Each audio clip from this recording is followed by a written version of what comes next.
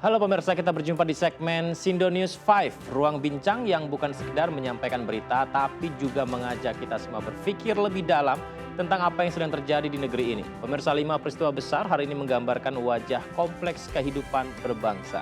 Dari Bandara Industri Morowali yang berjalan tanpa pengawasan, kuota haji yang menuntut keterbukaan, pakaian bekas impor yang juga masih diselidiki pemerintah meramaikan pasar, pasukan perdamaian yang bersiap ke Gaza hingga stiker bansos menempel di rumah mewah di Bogor. Semua informasi-informasi tersebut memang berbeda namun menyatu dalam satu benang merah. Bagaimana sistem data kebijakan diuji di lapangan. Saya Yudi Handoyo, inilah Sindo News 5.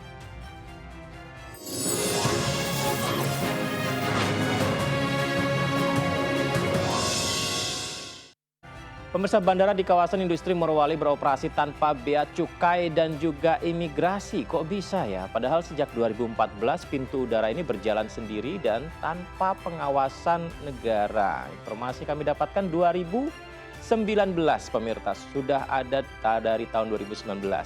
Menteri Pertahanan Syafri Samsudin menegaskan akan segera melakukan evaluasi terkait hal tersebut. DPR menyebut kelalaian ini ancaman nyata bagi kedaulatan.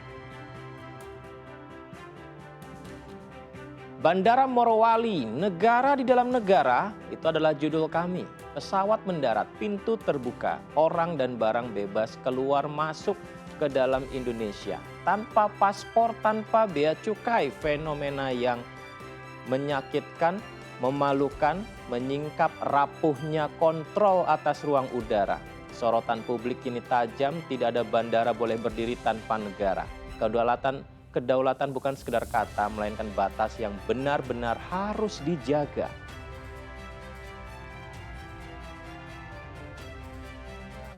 Yang tidak memiliki perangkat negara yang bertugas di dalam bandara tersebut. Ini merupakan hal yang anomali di dalam negara Kesatuan Republik Indonesia yang kita harus menegakkan regulasi, tapi ternyata masih terdapat celah-celah yang merupakan kerawanan terhadap kedaulatan ekonomi, bahkan juga bisa berpengaruh kepada stabilitas nasional. Ya, dalam penegakan aturan masih ada celah, namun kalau sebesar bandara seperti bukan lagi celah ya. Benar-benar sangat besar ini kesalahannya begitu. Tapi perlu diselidiki oleh pemerintah.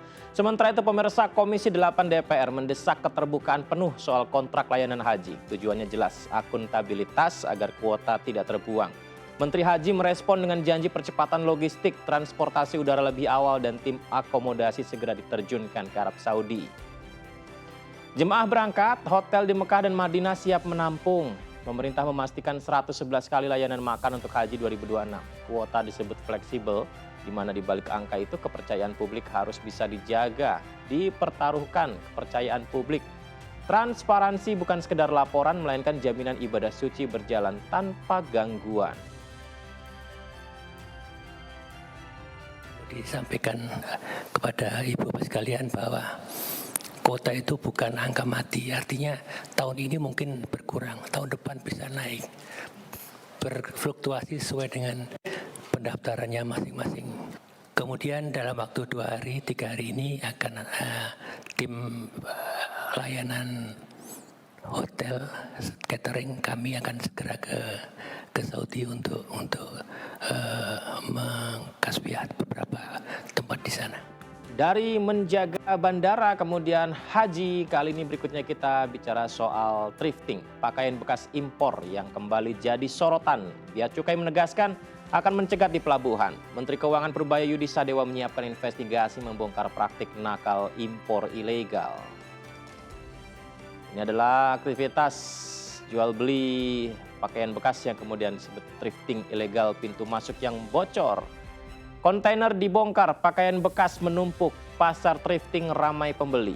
Harga murah memang jadi daya tarik, tapi pemirsa, resiko kesehatan dan ancaman industri tekstil lokal tak bisa diabaikan. Celah pengawasan harus ditutup rapat. Kalau tidak, thrifting ilegal akan terus menggerus kedaulatan ekonomi, menekan industri dalam negeri. Kita cegat di pelabuhan yang kita periksa lebih teliti lagi. Kita akan investigasi lebih dalam dari kasus-kasus yang nyelundup, pasti kan ketahuan nanti siapa yang pengimportnya. Kalau dulu bisa lepas, ke depan nggak bisa lagi. Jadi memang kalau ilegal ya kita beresin.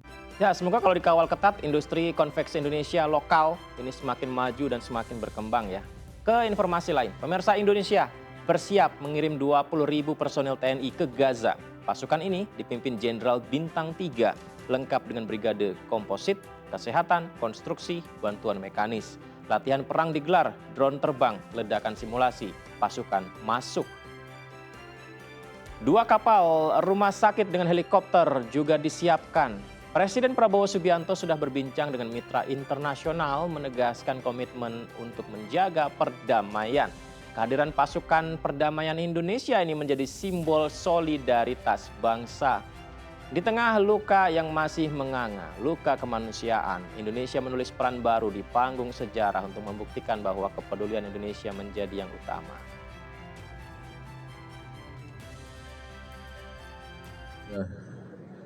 Tahap seleksi, kemudian rencana nanti dipimpin oleh Jenderal Bintang 3, kemudian di bawahnya ada 3 brigade komposit. Nanti di bawah brigade komposit itu terdiri dari 1 batalion kesehatan, 1 batalion seni konstruksi, kemudian batalion bantuan, dan ada lagi bantuan mekanis.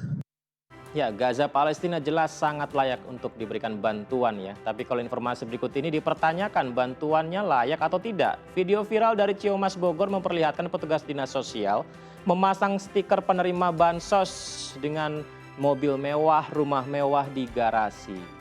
Pemerintah menegaskan bansos harusnya untuk mereka yang berada di bawah garis kemiskinan. Tapi seperti Anda lihat ini pemirsa, stiker bansos ternyata ditempel di rumah yang saya bilang mewah, ada mobilnya juga di belakangnya itu ya, kita lihat. Dinas Sosial Bogor mengakui kesalahan dan mencabut hak penerima. 100.000 lebih penerima manfaat kini diverifikasi langsung. Kasus ini menyingkap rapuhnya sistem data pemirsa, di mana masih perlu ada evaluasi. Bantuan sosial bukan sekedar angka di daftar, melainkan hak yang harus tepat sasaran agar keadilan benar-benar hadir dan memang orang yang membutuhkan yang menerimanya. Menerima pernyataan pengunduran diri yang bersangkutan sebagai penerima bansos. Jadi ke depan yang bersangkutan tidak akan terima lagi. Ini langsung kita proses, kita usulkan ke pihak kementerian untuk tidak menurunkan bansos atas nama yang bersangkutan. Kita harapkan ada kesadaran seperti ini diikuti oleh yang lain. Kita harapkan seperti itu. Dari pintu udara terbuka, perjalanan ibadah menanti kepastian, pasar mencari murah, pasukan yang membawa harapan hingga bantuan sosial harus tepat sasaran. Semua mengingatkan bahwa tantangan bangsa ini bukan hanya soal aturan, tapi juga trust, kepercayaan. Kepercayaan rakyat pada proses keadilan, komitmen bersama. Karena di balik setiap peristiwa ada pesan yang sama. Negara hadir bukan untuk disalahkan, melainkan untuk terus memperbaiki diri, evaluasi agar keadilan dan kedaulatan benar-benar terasa di kehidupan sehari-hari. Utamanya kesejahteraan masyarakat Indonesia. Yudi Handai pamit, terima kasih, sampai jumpa.